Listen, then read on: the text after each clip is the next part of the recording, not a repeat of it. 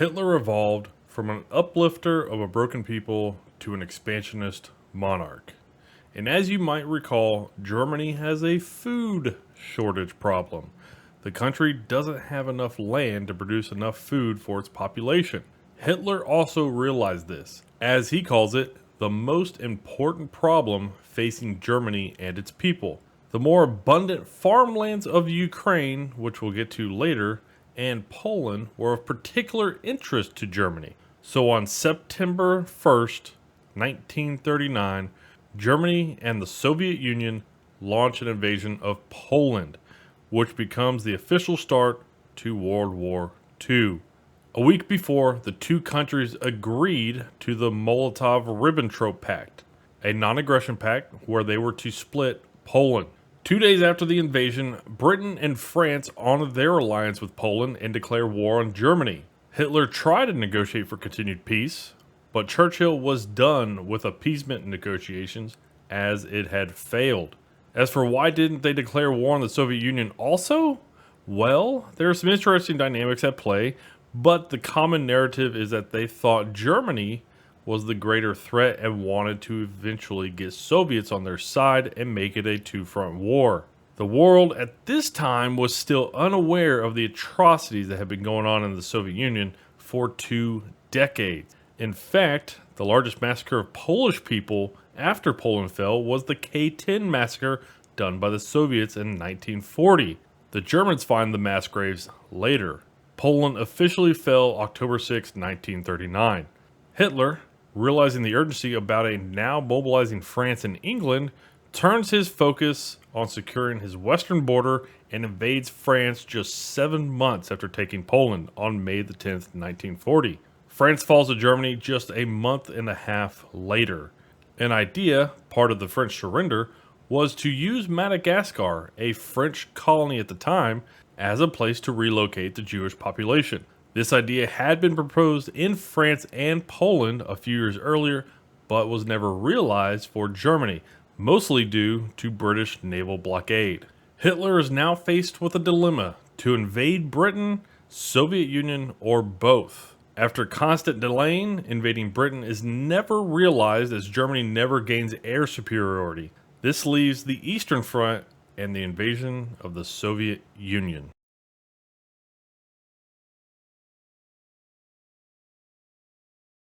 Hitler has a desire for more resources and farmland, so he sets his sights on invading the Soviet Union. In debating, discussing, and planning, the Nazi high command expressed their concerns about an invasion into the Soviet Union. Hitler's main points were the lack of military experience in the Soviet leadership from the Great Purge, the Soviets least expected as Germany is helping Italy, and the expectation that the Soviets were eventually going to attack. Once on board with the idea of an invasion, the planning for Operation Barbarossa starts to take place, but there is one condition, and that is they need to control Moscow before winter. Now, I hope you're ready for this because this is about to get wild. In preparation for the invasion of the Soviet Union, Hitler laid out the Barbarossa Decree, in which certain hostilities were allowed specifically against Bolshevik Jewish commissars. Operation Barbarossa is launched on June 22, 1941. And completely catches the Soviets by surprise. Germany advances so rapidly that the NKVD carries out mass killings in the concentration camps that is referred to today as the NKVD prison massacres. Roughly 100,000 people murdered at dozens of sites across several countries under Soviet control at the time. Most of the dead were political prisoners, with tens of thousands being Poles, thousands of Ukrainians, some German nationals, and even a few German POWs. Bodies were mutilated so badly that local civilians, as they went to these prisons to find loved ones, couldn't identify some of the bodies. Even brutal interrogation methods were evident on the bodies. In Borislav, Poland, territory once under Soviet control, people were so enraged that the German SS commander allowed 24 hours for people to act as they wished against the Polish Jews. They were forced to clean the bodies of the dead and then were beaten to death by axes, pipes, and really anything that could be used. This was just the beginning to what the German military was to uncover over the next few years. These are some of the messages sent back home to Germany from soldiers in the first couple of months of Operation Barbarossa. A sergeant said at the beginning of July 1941, "I was in Limburg yesterday and saw a bloodbath. It was terrible.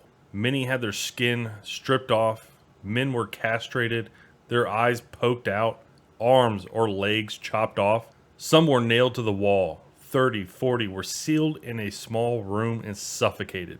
About 650 people in this area must have died in such ways. The stench can be endured only if one smokes a cigarette and keeps a handkerchief over one's nose. The Jews did most of it. Now they have to dig the graves. The culprits will be shot. Many already died because of the stench. In this city, they even opened graves and defiled the corpses. It is terrible. One can hardly believe that such people exist." This is what a soldier said in a note home mid-July 1941. "I wrote my last two letters about Russian atrocities and could fill volumes more, but a bit more from the Soviet paradise. I'll especially tell you about things that happened in Limburg, Tarnopol, and Tromborla. Tromborla is due south of Tarnopol. I saw the prisons in Limburg and saw things that struck me deeply. There were men with their ears and noses cut off, etc. They had nailed children alive by their hands and feet to the wall, butchering them. The blood was ankle deep. It didn't make any difference if they were alive or dead. They doused the piles of bodies with gasoline and set them on fire. The stench was terrible. I saw similar things in Tarnopol and Trombola. In T, 7 Ukrainians were hauled out of their beds after the Germans had arrived. The next morning, their bodies were found in the woods, beaten until they were unrecognizable. I have seen all of this myself. They are not matters I heard about. Feel free to tell them to others, particularly those who may still think well of the Soviet Union. I always think how fortunate we are that this scourge of humanity never made it to our country.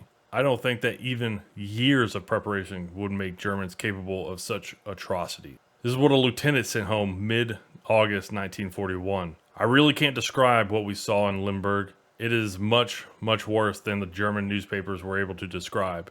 One has to have seen it. Even the stench of corpses, noticeable a long way outside the prison walls, was enough to make one ill. And the scene itself, hundreds of murdered men, women, and children, hideously mutilated. Men had their eyes poked out, a pastor with his belly slit open and the body of a slaughtered baby stuffed in. I could tell you worse stories, but even these upset me, and I'm used to such things by now." As Germany continued their conquest eastward, liberating towns and cities, it didn't take long, usually 2 or 3 days, for previously oppressed people to target their previous Bolshevik Jew overlords.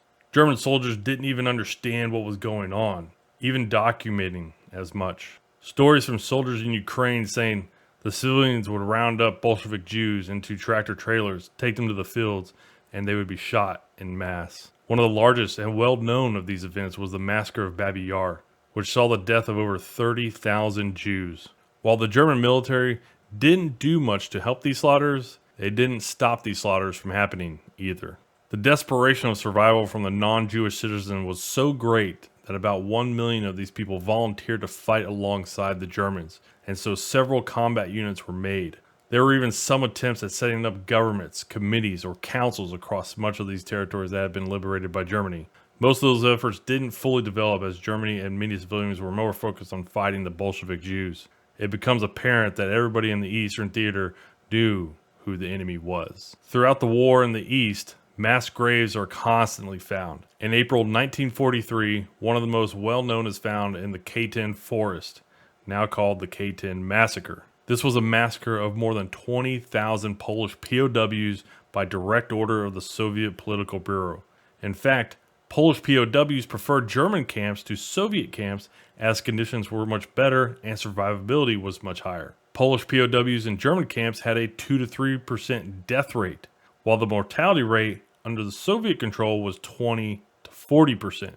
In the case of the Katyn massacre, it was 97%. The German military made it as far as western Moscow and Stalingrad late 1941, early 42. They were not able to take Moscow by winter and were essentially in a retreat over the next 3 years. But they were doing something that many didn't think they were doing the whole time. More on that in a bit.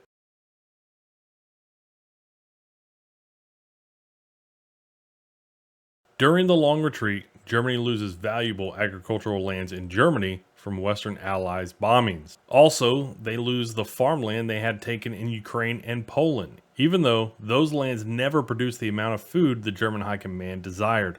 And both of those factors lead to massive starvation, specifically in the concentration camps, just like Germany suffered at the end of World War I. Starvation is nothing new toward the end of wars, but as the Allies on the Western Front closed in, there is extensive documentation on the condition of the people in the concentration camps. There is a 57-minute video put together by the U.S. Army documenting the concentration camp conditions that is worth watching, but it is graphic. As the fall of Nazi Germany was closing in, the three major leaders of the Allies met to discuss post-war Europe at the Yalta Conference in February 1945. Even as the Soviets closed in on Berlin, they continued to commit atrocities, with some of the worst being once the Soviets got into Germany. Civilians trying to flee to the west that were caught were just outright killed by being run over by tanks, shot, or in other ways murdered. Women and young girls were raped and left for dead.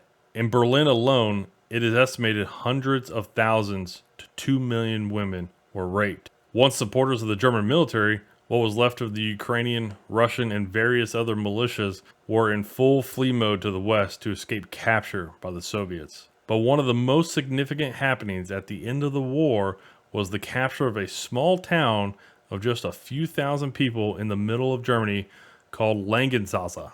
American troops captured the town in the beginning of April and was handed over to the Soviet Union 3 months later. What was so important about this little town you've probably never heard of? This is where the German Wehrmacht War Crimes Bureau was located, and it was in operation from 1939 to 1945. They were documenting all the war crimes being committed on both sides, German and Allied, although primarily Soviet Union. More on this information in the post-war section. Germany officially surrenders and ends the European theater of World War II on May 7th, 1945.